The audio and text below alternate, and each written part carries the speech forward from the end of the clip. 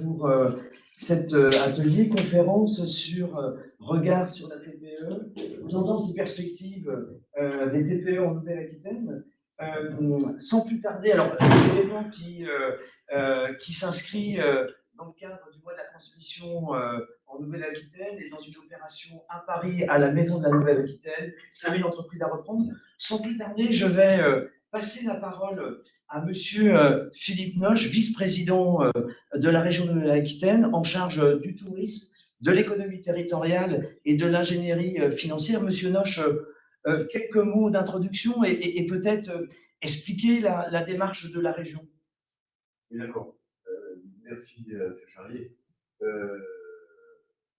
Je suis très heureux d'être là aujourd'hui parce que je suis président de la Maison de la Nouvelle-Aquitaine et pour voir l'opération qui est en train de se dérouler, c'est ce type d'opération qui justifie tellement l'existence d'un lieu comme celui-ci à Paris. Donc, je voudrais d'abord remercier les équipes de la Maison de la Nouvelle-Aquitaine qui ont travaillé sur la préparation de cet événement, mais aussi tous les membres du service de l'économie territoriale de la région, puisque c'est eux qui animent, co-animent et c'est fédéré un peu sur le mois de la transmission. Et puis, bien sûr, tous les territoires partenaires qui ont choisi de venir ici ces jours, quelle que soit la forme, que ce soit des collectivités territoriales, des organismes et des organismes comme CQG, en fait, tous ceux qui essaient de bâtir ce travail collectif autour de la transmission. Un quart des responsables d'entreprise de type TPE ont plus de 60 ans, un peu plus de 10% ont plus de 65 ans, donc c'est une vraie question. C'est des dizaines de milliers d'entreprises en Nouvelle-Aquitaine, et en particulier dans les territoires les plus ruraux, les plus éloignés du littoral, l'enjeu de la transmission d'entreprise est majeur, puisque c'est ça qui conditionne finalement la vitalité de nos territoires. C'est-à-dire que si un certain nombre d'entités s'arrêtent parce que les chefs d'entreprise souhaitent bénéficier d'une retraite méritée, eh bien, c'est une perte de compétences, c'est une perte d'activité économique, c'est un déport vers des endroits souvent plus grands et une perte de sèche de territoire et une fonction d'attractivité. Donc, cet enjeu est majeur, c'est une première de réaliser cette opération à la Maison de la Nouvelle-Aquitaine à Paris, parce que nous sommes ici dans un bassin de population plus important.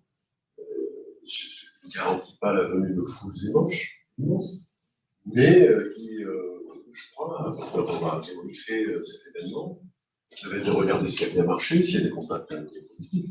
Après, moi, je ne suis pas, sur ce type de démarche, je ne suis pas axé principalement sur les chiffres. Je suis surtout axé sur le qualitatif, c'est-à-dire sur le fait que, d'après ce qu'on me dit hier soir, la notion de territoire de Nouvelle-Aquitaine appartenant tous à la Nouvelle-Aquitaine a bien marché. Je rends grâce à ma collègue Jean-Gual qui est ici présente et qui croit beaucoup à tout ça. Je crois que ça a du sens aussi qu'on puisse se retrouver ailleurs que dans nos réunions formelles, puisqu'on est amenés les uns les autres à se voir dans des cadres différents. Ça crée une espèce d'esprit de task force pour se dire que finalement, l'attractivité des uns et des autres ajoutée, ça peut faire venir des gens pour les autres ou les autres. C'est-à-dire que je pense que c'est pas quelqu'un va peut-être venir pour moi, parce que Périgord, ça veut dire quelque chose dans la tête, et en fait, il va venir en Corrèze. Voilà. Bonsoir. Ou l'inverse. Ou l'inverse. Toutes les formules sont possibles. Je crois que c'est aussi ça qui est important. Quand on m'amuse avec ça, mais quand on regarde les territoires qui composent le Nouvelle-Aquitaine, on se rend compte que c'est une espèce de myriade de caractères, supposés des uns et des autres, supposés d'un certain nombre de territoires. Si je prenais la Haute-Corrèze et le Toto de Mossad, on dirait là-haut, c'est le Far West. c'est vrai que c'est le Far West, il y a le grand espace, il y a de la nature à foison. Si on imagine le Béarn d'un côté et les Pays Basques de l'autre, pour ceux qui sont d'ailleurs, ça se sent beaucoup, mais pour les Basques et les Béarnais, ça se sent pas du tout. Donc, je caricature pour dire, en fait, nous sommes riches de notre diversité de territoires, entre un littoral qui est parfois 03 42 parfois 52 surtourisme. 95. Votre message. C'est un Bernier qui nous appelle. C'est un Béarnais qui avait.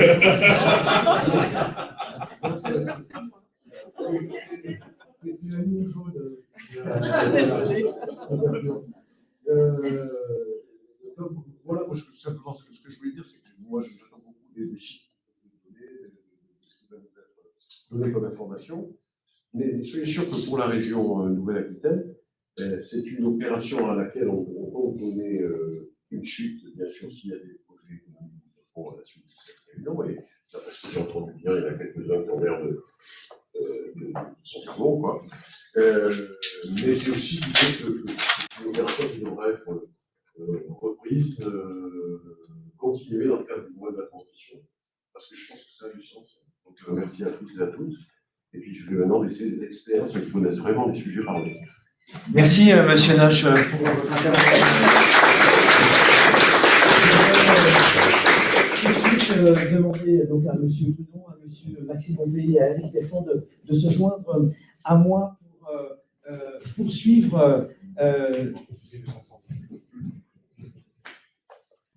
poursuivre finalement la découverte de la région Nouvelle-Aquitaine. Et pour nous, ce matin, c'est bien de regarder un petit peu les perspectives, alors les tendances concernant la TPE, la très petite entreprise, comment la TPE se porte aujourd'hui en Nouvelle-Aquitaine. Et puis, on prendra un petit temps sur le mot perspective, et notamment sur un secteur un peu plus particulier qui est le secteur du café, hôtel, restaurant. Et dans les perspectives, c'est comment, à titre d'exemple, ce secteur est en train de finalement confronté à des enjeux et comment le secteur affronte ces enjeux pour finalement perdurer et aller de l'avant. Donc, on aura dans la présentation de ce matin un petit peu ces différents thèmes qui seront abordés. Tout de suite, on va commencer avec Eric Stéphane. Donc, Eric Stéphane, directeur du Secogeb, centre de gestion agréé, mais représentant dans l'ensemble des centres de gestion agréés de Nouvelle-Aquitaine. En quelques mots, Eric Stéphane, les Secogeb, les centres de gestion agréés,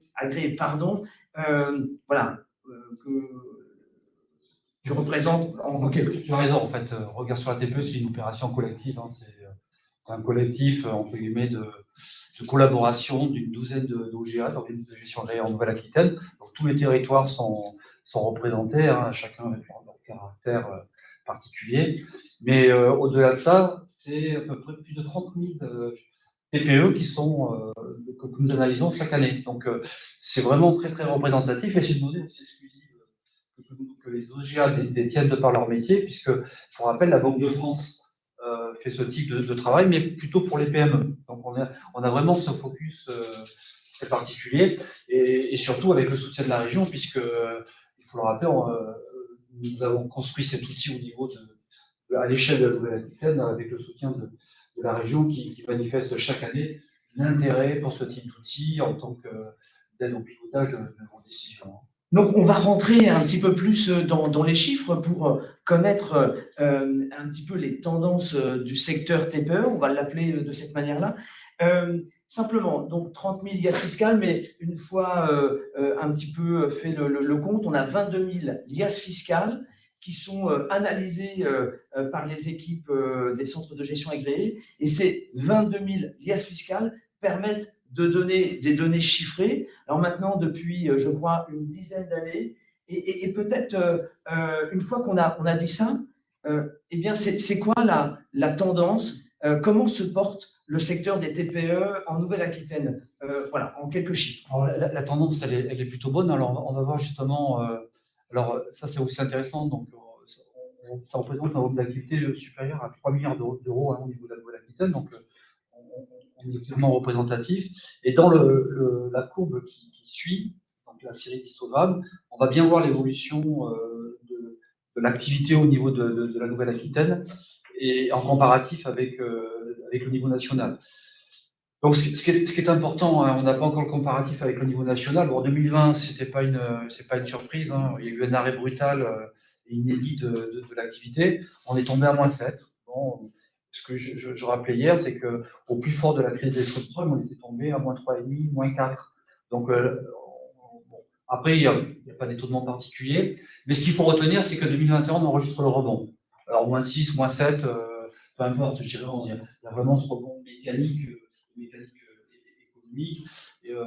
Et ce qui est vraiment intéressant pour avoir une note positive, mais qui repose quand même sur une réalité, c'est que en retravaillant aussi les données TVA, qui nous permettent d'avoir une donnée en temps réel, puisque là on a une visibilité sur les 3 premiers trimestres de 2022, on est clairement toujours, malgré le discours ambiant qui repose sur une conjoncture un peu compliquée, on a toujours des résultats au niveau de la TPE qui confirment une bonne évolution des données d'activité.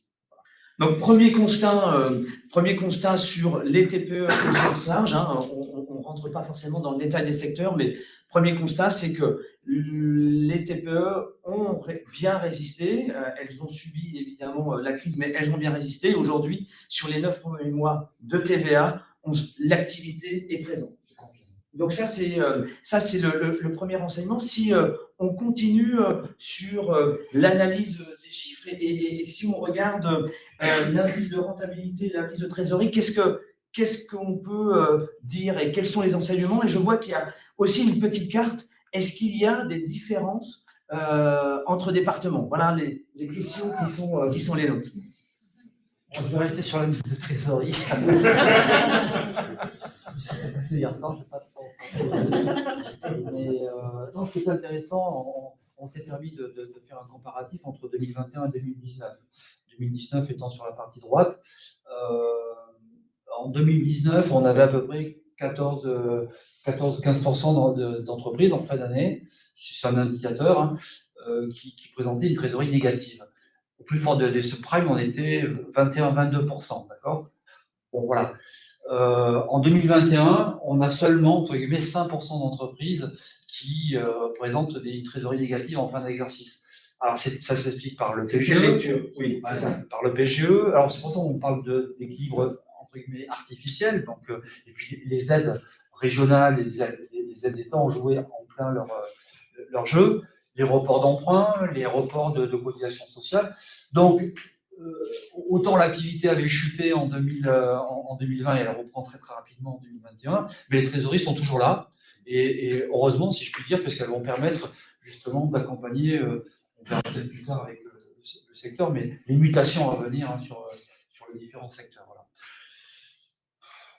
Est-ce que sur malgré tout, je reviens sur l'histoire de la carte, est-ce qu'il y a des départements qui sortent un petit peu plus du lot ou on est globalement sur une dynamique en Nouvelle-Aquitaine qui, à un point, il n'y a pas tellement de différence. Enfin voilà, est-ce qu'on peut avoir cette analyse-là où finalement la dynamique, elle est présente sur tous les territoires? Alors aujourd'hui, elle est présente sur tous les territoires, mais il y a un élément quand même qui est intéressant, c'est que structurellement parlant, il y a un tropisme côtier. Les territoires qui sont sur le littoral présentent des dynamiques plus fortes liées au tourisme, liées à une densité urbaine, liées à un certain nombre d'éléments. C'est un constat voilà, qu'il faut renvoyer sur d'autres réflexions d'aménagement du territoire. Et ce qui est intéressant là, c'est qu'on voit bien que les territoires, je vois par exemple la Creuse ou même le Lot-et-Garonne, la Dordogne qui s'est soufflée. On voit qu'on retrouve des dynamiques. Alors, est-ce que c'est que du rebond? Est-ce que ce sont des territoires sur lesquels il va falloir avoir une lecture? Mais c'est quand même encourageant de voir que ces territoires qui affichent un certain nombre de problématiques liées au commerce de proximité montrent une vraie dynamique. Maintenant, il faut surveiller et voir. On va regarder une dernière slide avec quelques chiffres, mais vraiment pour avoir un aperçu. Et donc, on est plutôt là sur finalement les secteurs et les secteurs en vert qui se portent bien, et puis peut-être des secteurs en rouge sur lesquels on va s'arrêter. Peut-être une petite présentation de ces chiffres, et ça nous permettra après de parler un peu plus des cafés, hôtels, restaurants. Mais voilà, première lecture avec les différences en fonction des activités. Je pense qu'il faut avoir une lecture conjoncturelle et non structurelle de ces chiffres. De toute façon, on a coupé l'électricité à un moment donné, donc les activités se sont arrêtées. Mais il y a des secteurs d'activité qui ont perduré quand même dans tout ça. Bien sûr, le secteur de la santé, de toute façon, le secteur santé de proximité, donc par définition a poursuivi son activité. Mais clairement, tout ce qui touche au secteur alimentaire de proximité, le TPE a vécu. On a retrouvé une référence de circuit court de proximité qui a joué. Alors, ce n'était pas un effet d'aubaine, puisqu'en fait, c'était déjà des secteurs qui marchaient très très bien, qui affichaient des solidités financières, mais clairement, elles ont été consolidées par ce phénomène. Voilà.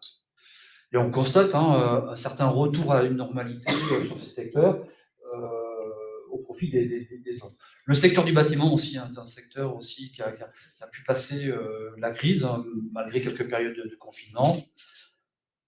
Le secteur sur lequel, qui conjoncturellement attire aujourd'hui les regards, c'est le secteur du CHR, café, hôtel, restaurant. Alors c'est important parce que c'est un secteur qui a un rôle très important au niveau du sociétal, au niveau de l'économie de proximité, au niveau du tourisme, en fonction de la localisation. Donc c'est un secteur qui a vraiment son poids et qu'il faut suivre. Lui, il a été touché puisque c'est un de ceux qui a été fermé. Manu militari, entre guillemets. Alors, peut-être qu'on peut s'arrêter et sur ce secteur-là, et je profite et je remercie la présence de M. Valentin Prudon, et donc représentant l'UMI Nouvelle-Aquitaine, et peut-être avant de l'UMI, en quelques mots, présenter. Pour expliquer à ceux qui ne connaissent pas forcément. Donc l'UMI, en fait, c'est la Confédération professionnelle des hôteliers, restaurateurs, cafés, discothèques. Donc on est tous professionnels. Moi-même, je suis propriétaire d'un hôtel, restaurant ou autonome. J'ai l'impression de vous accueillir. Et du coup, nous sommes tous bénévoles à l'UMI. Moi-même, trésorier de la l'UMI Corrèze-Creuse. Et je représente aujourd'hui toute la Nouvelle-Aquitaine parce que mes confrères m'ont fait confiance pour les représenter aujourd'hui. Voilà brièvement l'UMI. Donc c'est national, donc c'est relativement gros. Et donc, on récolte toutes les informations qu'on peut tirer de Paris pour les redistribuer dans les départements et prendre les bonnes décisions, en tout cas dans les entreprises, pour les personnes adhérentes. Et pendant la période du Covid, pour conclure, l'UMI en fait a été mis en lumière parce que c'est notamment l'UMI qui a négocié pour les PGE, négocié pour les primes d'activité ou le fonds de solidarité. Et donc, a vraiment eu, en fait, on s'est rendu compte vraiment de l'utilité concrète de l'UMI. Et c'est ce qui a notamment permis à toutes les entreprises de passer, je l'espère pour la plus grande majorité, cette crise. Alors, sans détour, effectivement, il y a un contexte. On écoute les médias, nous tous, et puis c'est vrai que café, hôtel, restaurant, on en parle beaucoup, comme vous l'indiquez. Et évidemment, est pointé les difficultés du secteur, notamment après la crise Covid. Tous les salariés ne sont pas revenus, donc des problèmes liés finalement au personnel. Les gens qui changent d'habitude. Donc voilà, secteur qui aujourd'hui rencontre des difficultés, et en discutant, eh bien, il est apparu que, effectivement, je vais vous laisser présenter ça, le secteur représente des difficultés, mais aujourd'hui, et c'est peut-être là-dessus qu'on va en termes de perspective, finalement, c'est un secteur qui est en train de bouger, qui est en train, alors j'emploie ce mot peut-être de muter, je ne sais pas si c'est en pleine mutation, et avec quelques exemples, peut-être nous dire ce qui se passe en ce moment dans la profession, et puis peut-être ce que vous êtes en train de mettre concrètement, on parle, vous, professionnels de l'hôtellerie et des cafés, ce que vous êtes en train de mettre en place, justement, pour rebondir. Oui, en effet, je pense qu'on en entend tous parler de la difficulté que rencontrent les métiers du CHRD. C'est un fait, il y a une mutation qui est en train de s'opérer dans nos métiers. Le Covid a accéléré clairement la chose. Donc, on a été pointé du doigt sur certains éléments qui, en fait, ont remis un petit peu tout en cause. Il faut maintenant à nous d'être agiles pour changer les choses. il y a un virage à 90 degrés qui est en train de s'opérer, soit on y participe et on y contribue, soit on va contre-courant et malheureusement ce sera compliqué dans les années à venir. Donc j'ai envie de transformer ça en manière positive en disant souvent les crises, et beaucoup le disent, génèrent du positif en fait en après-crise parce qu'on doit repartir de zéro, on doit se réinventer, on doit continuer à innover. Et je pense qu'un bon chef d'entreprise doit être capable à chaque fois d'être flexible et d'innover.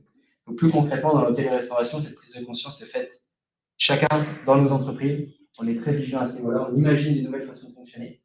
Et à titre d'exemple, et c'est là je pense qu'on va aller de manière concrète, en téléphonant à tous les adhérents sur la Corrèze et la Creuse, je vais parler plus spécifiquement de mon département, les deux départements, des chefs d'entreprise ont des bonnes idées. Certains ont mis en place une prime d'assiduité. On en vient à là, malheureusement ou pas, en tout cas, on en vient à congratuler les personnes qui sont à l'heure, qui sont présentes, qui ne sont pas absentes tous les mois, qui touchent, en l'occurrence, c'est 100 € bruts par mois, c'est une belle somme, mine de rien, pour congratuler les personnes présentes. D'autres ont mis en place des primes essence pour aider notamment avec l'histoire du pouvoir d'achat, où il y a eu des augmentations de salaire qui ont été opérées. Beaucoup, pour être honnête, étaient déjà au-dessus de ces seuils, mais là n'est pas le sujet. Donc, on a ajouté des primes essence pour aider les collaborateurs à payer leur énergie qui représente une grosse part du budget. D'autres, un exemple encore très concret, une pizzeria à Brune-la-Gaillarde, qui chaque soir donne à ses collaborateurs une pizza fraîche à emmener pour manger à la maison avec leur famille. N'importe avec qui d'ailleurs, en tout cas pour manger à la maison. C'est très précis.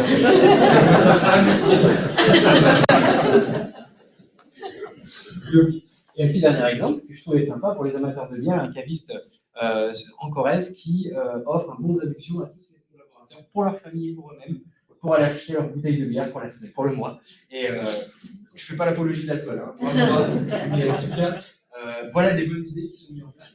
Alors, ce que je retiens de ce que vous nous présentez, c'est une action à destination des salariés, c'est-à-dire que là, on est dans une action de fidélisation des salariés, mais je crois aussi que le secteur réfléchit aussi sur des organisations de travail différentes.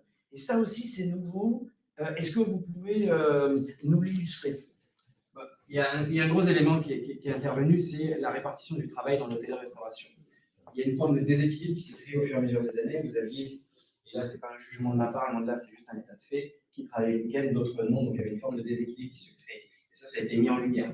Maintenant, on a des personnes qui se disent, et le rapport au travail a vraiment changé depuis ces derniers temps, et ça s'est accéléré avec le Covid, ne veulent plus forcément travailler le week-end, ne veulent plus travailler forcément le soir. Donc après, à nous de trouver des solutions, puisqu'il y en a. On ne pourra jamais changer la nature du métier. On travaille pendant que vous vous reposez. Parce qu'il y a des on prend plaisir, c'est notre boulot. Par contre, on peut essayer d'aménager, c'est ce qu'on fait, en donnant au moins un week-end ou 2 week-ends par mois. Ça se fait de plus en plus dans les entreprises.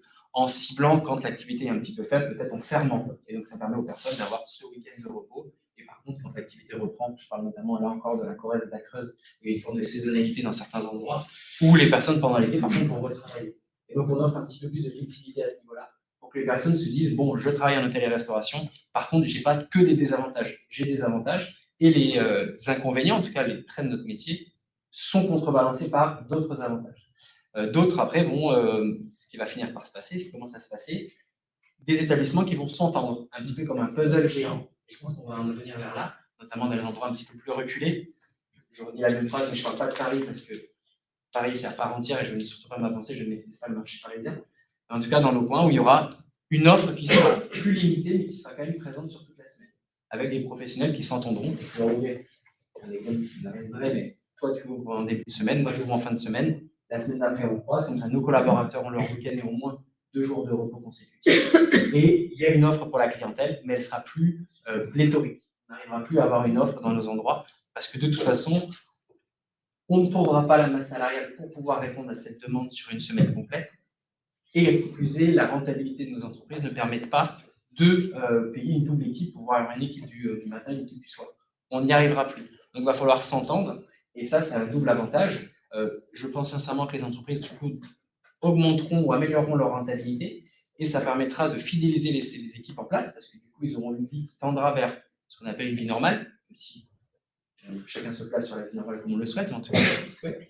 Et de attirer, je l'espère, des nouveaux collaborateurs dans nos secteurs, qui sont des métiers qui sont très beaux, qui sont passionnants. Et il n'y a pas que la passion qui vit là-dedans, il y a aussi tout le reste. Et on a bien pris conscience de ça. Et on le met en place doucement. Et je conclurai, si je peux me permettre, Bien sûr.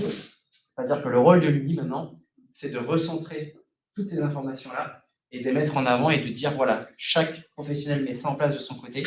Nous, l'UMI, on dit, voilà, on bouge, il y a un effet boule de neige qui va se passer, les choses s'améliorent et on va le faire savoir, on va communiquer sur ces éléments positifs que mettent en place les professionnels. Alors, juste quand même pour pousser un petit peu plus loin, on se rend compte finalement qu'il y a une forme d'innovation sociale dans votre secteur, innovation organisationnelle.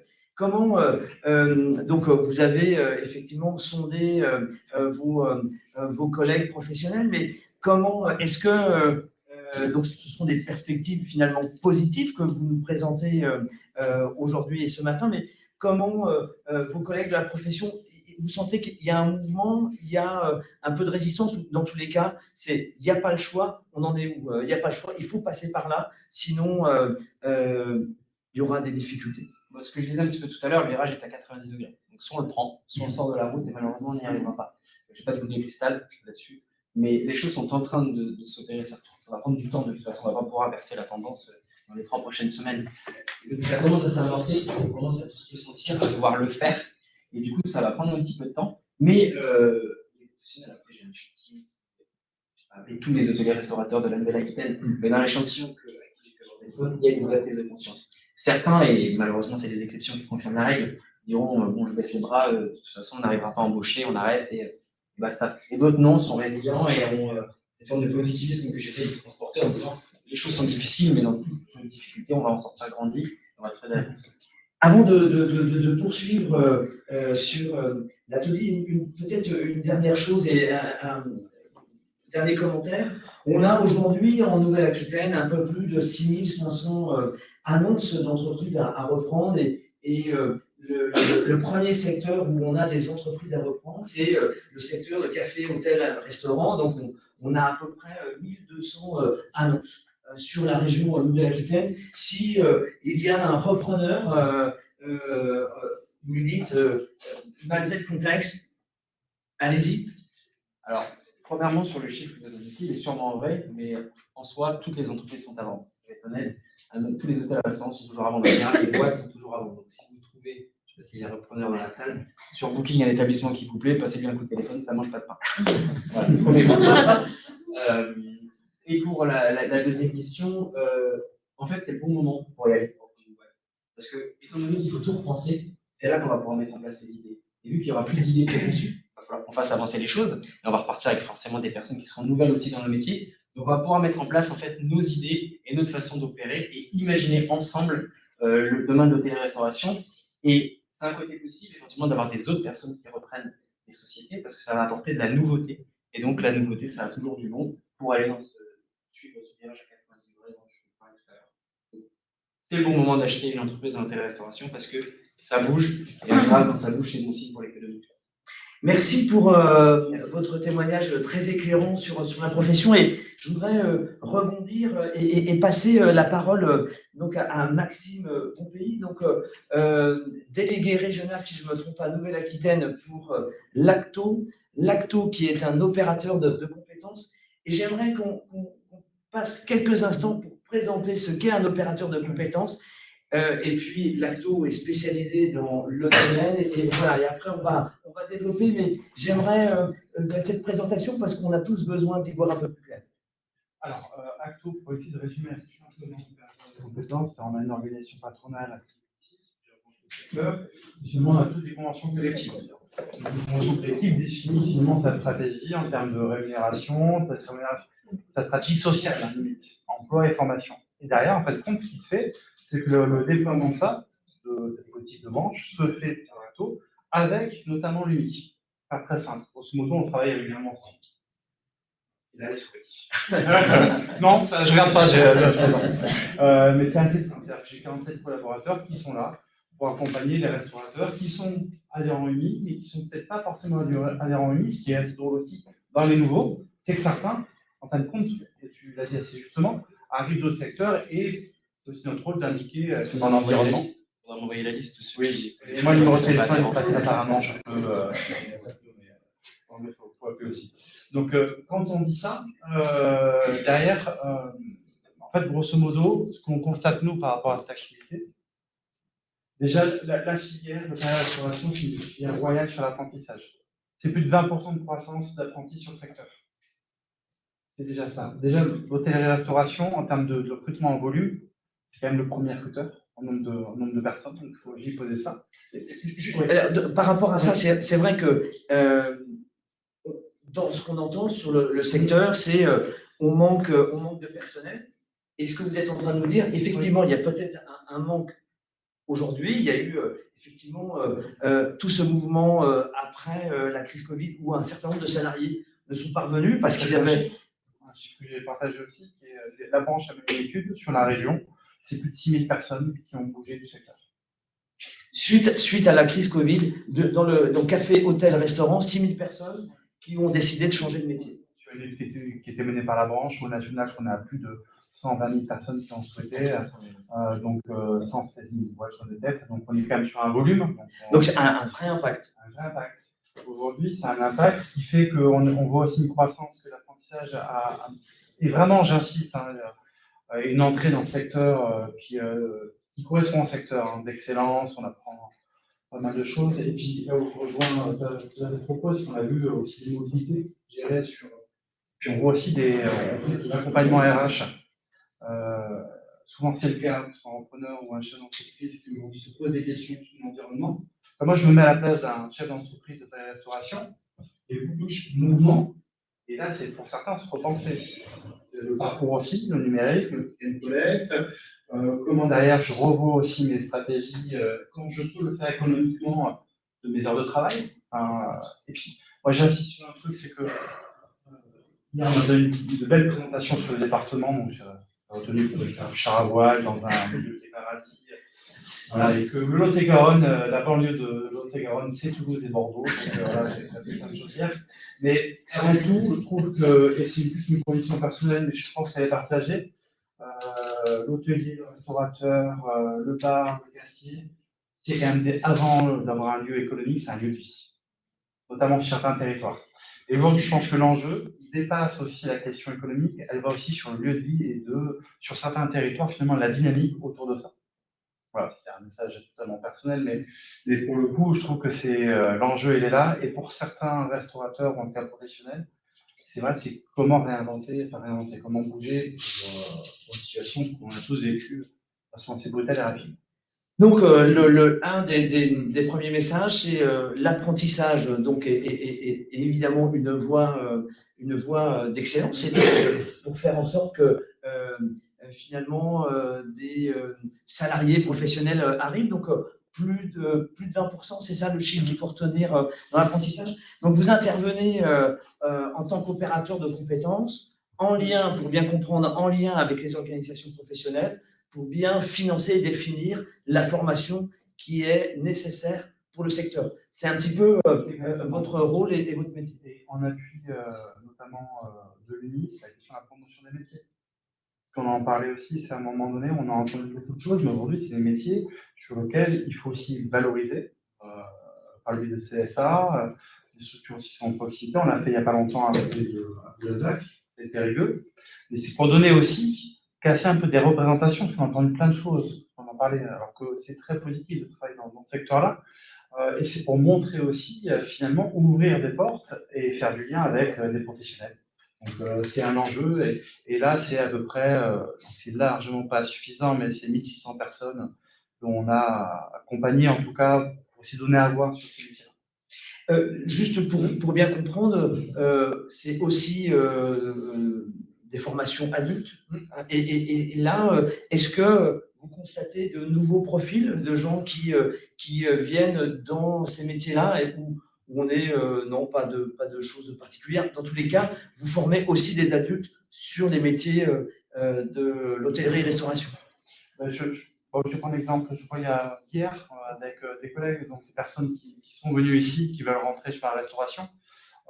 Et pour le coup, des profils, lui, sont différents parce qu'en fait, on voit que dans le parcours professionnel, j'ai une stat d'un opérateur sur une VFT, c'était un actif sur deux en néo-aquitaine veut changer ou évoluer. C'est-à-dire qu'on part de ça, ils ont rencontré 15 000 personnes sur la Nouvelle-Aquitaine. Quand on part de ça, en fait, on se dit que naturellement, on a des gens qui vont avoir un parcours de carrière un peu plus hétéroclites, en fait. Et là, on voit de plus en plus des personnes qui se posent la question, qui viennent vers les secteurs. Mais ce qui est plus difficile, c'est à réussir à mettre en avant le secteur professionnel. Parce qu'en fait, quand tout le monde a repris en même temps, et on a eu une vraie concurrence des différents secteurs professionnels. Et donc, ça veut dire que pour celui qui cherche du travail, c'est avoir la bonne information et puis surtout casser un peu la présentation qu'on a pu entendre malheureusement. Vous partagez finalement un constat, c'est il y a des perspectives, c'est-à-dire que effectivement le discours aujourd'hui il est celui-ci, il est pas faux, c'est la réalité, mais peut-être les perspectives sont là et dans tous les cas, alors ça passera par la communication, j'ai bien entendu, il faut redonner finalement du brillant peut-être à la profession, je l'exprime de cette manière-là. Il faut redorer l'image globale de notre profession parce que effectivement on entend beaucoup de choses qui ont eu été vraies. Il faut quand même le dire, il y a des choses qui n'ont pas été bien faites, et je le dis avec, sans jeter la pierre à mes aïeux, loin de là. J'arrive, donc j'arrive avec ma vision maintenant de plus jeune. Et du coup, l'idée maintenant, c'est de. On ne va pas communiquer avant de mettre en place. Je pense que c'est important de le faire dans ce sens-là aussi. Parce que communiquer alors qu'il n'y a rien derrière, ça n'a pas de sens, et du coup, ça ne fera pas avancer les choses. Par contre, quand on a réussi à ce que tous les professionnels et beaucoup y arrivent, à modifier la façon de fonctionner, là, on pourra effectivement vraiment mettre en avant ces métiers et on pourra communiquer sur des choses plus concrètes, sans juste raconter, on va faire ça, mais c'est on a fait ça, maintenant venez bosser, je peux d'ores et déjà le dire, venez bosser avec nous parce que ce sont des super métiers qui ont évolué et qui offrent de vraies perspectives salariales, mais aussi des perspectives d'avenir avec des évolutions. Et la formation, c'est vrai que j'en ai pas forcément parlé tout à l'heure, mais ça fait partie, ça a toujours existé, mais des impératifs maintenant pour tous nos collaborateurs. On n'a plus le choix, et de toute façon, c'est dommage de s'en passer, notamment avec des opérateurs comme Acto, pour les former, les faire monter en compétences. Et c'est aussi une forme de rétribution de l'équipe, du collaborateur qui est là et qui apprend et qui a envie d'apprendre et qui en donne encore un peu de quoi avancer. Une dernière question sur l'Acto. Alors, on a parlé, effectivement, vous êtes opérateur de compétences sur les métiers café, hôtel, restaurant, mais je crois qu'il y en a bien d'autres. Oui, Est-ce que vous pouvez juste qu'on comprenne bien, mais voilà un petit peu l'étendue des métiers sur lesquels vous intervenez? Juste avant, je pense qu'il est important comme hier, rappeler vraiment sur la région Nouvelle-Aquitaine porte un projet de tourisme durable. Donc, c'est très important parce que ça veut dire que aussi c'est une particularité. Et c'est un vrai accompagnement des professionnels sur ce sujet-là. Donc, je pense que dans le cadre du développement économique de la région, c'est bien anticipé. Voilà, c'est une parenthèse et je mets vraiment en avant parce qu'on ne le retrouve pas partout. Oui, après derrière, oui, Acto, on accompagne les organismes de formation, les aéroports. Là, on a quand même 1, 2, 3, 4, 5 aéroports sur la région. Tout le travail temporaire, on a 27 secteurs professionnels, donc on a quand même pas mal de secteurs à l'intérieur, commerce de gros, le déchet, environnement. Donc c'est quand même des sujets en jeu. L'un des plus gros, on a 5 majeurs, dont l'hôtel et la restauration. Et ce que je trouve plutôt bien, c'est qu'aujourd'hui, et c'est prévu même sur décembre, il y a un échange entre les secteurs, je parle bien aussi des secteurs professionnels entre eux. Parce qu'il y a des choses qui se font à gauche, que l'on revoit peut-être à droite, et puis quelque part, quand on parle d'économie, quand on parle de tourisme, on parle après derrière peut-être de la question des déchets, on en parle de durable, de mobilité, donc l'aérien, on le voit aussi. Donc c'est aussi intéressant. Je pense que chaque secteur professionnel a ses particularités et l'échange entre eux est une valeur ajoutée à mon sens. Merci pour vos interventions. Peut-être un dernier mot, peut-être Eric Stéphane sur les tendances sur les TPE. On a fait une petite focale sur le café, hôtel, restaurant, mais peut-être un mot de conclusion sur les TPE et sur un plan économique. Oui, c'est ce que je disais. En 2022, présente des chiffres positifs. On est dans le vert, hein, bien évidemment. Alors, il y a peut-être un slide, une courbe qui va illustrer un peu mes propos. Donc, on est sur cette dynamique. Donc, on est un peu nuagé, puisque en fait, on arrive quand même de loin. Ceci dit, il y a un certain nombre de problématiques. On a parlé de mutation des secteurs, on a parlé Vas-y, voilà, c'est celui-là qui non. Voilà, celui-là est très bien. Donc on le voit bien, en fait, tous les secteurs aujourd'hui, ça c'est sont les données issues de la TVA. On voit bien que l'hôtellerie et restauration, on en parlait ce matin, évolue très très bien. Il y a un chiffre négatif pour le commerce, les métiers de bouche, mais en fait, non, c'est une stabilité. On est à zéro, on est vraiment à une stabilité. Donc, mais c'est une crise qui a duré longtemps. Et l'idée aujourd'hui, c'est peut-être d'anticiper, comme le font certains secteurs d'ores et déjà, donc les organisations professionnelles. Est-ce qu'on est resté sur une logique, je dirais, avec un contour conjoncturel, ou est-ce qu'on va sur des problématiques structurelles qui touchent profondément les secteurs sur lesquels il va falloir demain réfléchir à nos modes d'action. Et ceci intervient aussi dans un contexte où les taux d'intérêt sont en train de croître très rapidement. Donc ça nous renvoie quelques années en avant, qui avait aussi impliqué même des modalités de soutien de la part de la collectivité. Donc, des résultats plutôt rassurants donc sur la TPE, structure souple et flexible, mais qui montre aussi que c'est un maillon essentiel du tissu de l'économie présentielle et résidentielle sur les territoires, avec certainement des besoins qui aujourd'hui vont évoluer et sur lesquels il faudra prendre position pour des accompagnements. Et je vais laisser le mot de conclusion à. Oui, c'était pas prévu, mais j'ai bien les surpris. Non, simplement, puisque vous avez aussi, on a un impératif pour midi. Est-ce que si vous deviez donner un conseil à un repreneur, ce serait lequel? Et on va terminer sur ce mot de conclusion. Alors, ce sera un conseil en deux parties. Très bien. Je triche un peu. Non, ce que j'expliquais hier, pour moi, le premier vrai conseil, c'est de savoir s'entourer sur la reprise d'une société, parce que beaucoup disent que c'est un commerce, c'est un fait, mais c'est une entreprise. Et une entreprise, ça ne s'invente pas. Gérer une entreprise, c'est être chef d'entreprise. Et donc, du coup, il faut s'entourer d'un comptable, d'un bon banquier, parce que c'est un partenaire bancaire.